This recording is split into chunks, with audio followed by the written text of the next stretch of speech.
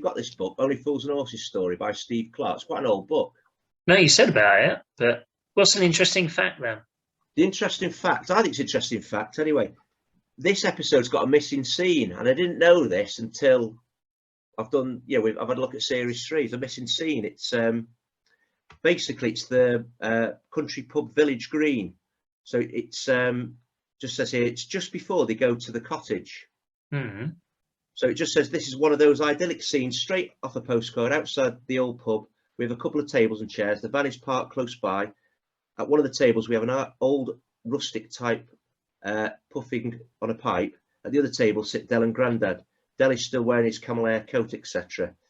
So Del says, Del's lighting a cigar. This is what it's all about, ain't it, Grandad, eh? This is your real England. Grandad, it's lovely, ain't it? And it's so clean and all. And Del replies, and I'll tell you what, shall I? Because the people out there have respect for their environment.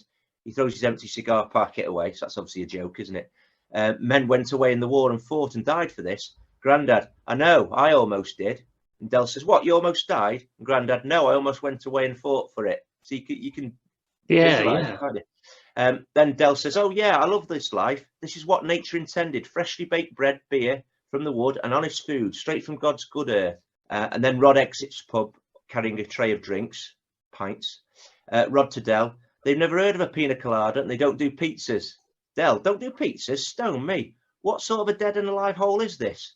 And then Rod, it says, thinking this might offend the yokel, shh, to the yokel. Morning.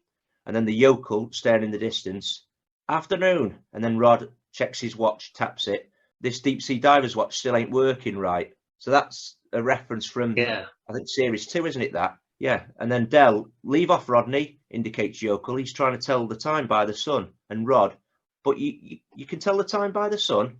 Grandad, but it's hardly bloody Tim, is it? And then Del says, he's right and all, to yokel. Lovely weather for a bit of sheep shearing, eh? And yokel, oh, fine weather. Soon be turning, though.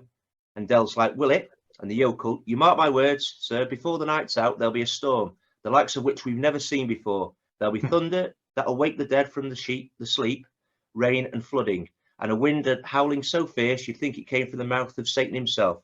And then Del and Rod look at each other and react. Grandad, it'll be good for the flowers, won't it? And Del gives him a damning look. Nearly done now. And Rodney says, how do you country people know these things? Is it because the cows are all laying down, or can you tell this from the clouds? Yokel turns to face Rod. We see he has an earpiece which is connected to a radio. No, I just heard the forecast on Radio 4. And Rod reacts. And Del says, come on, drink up.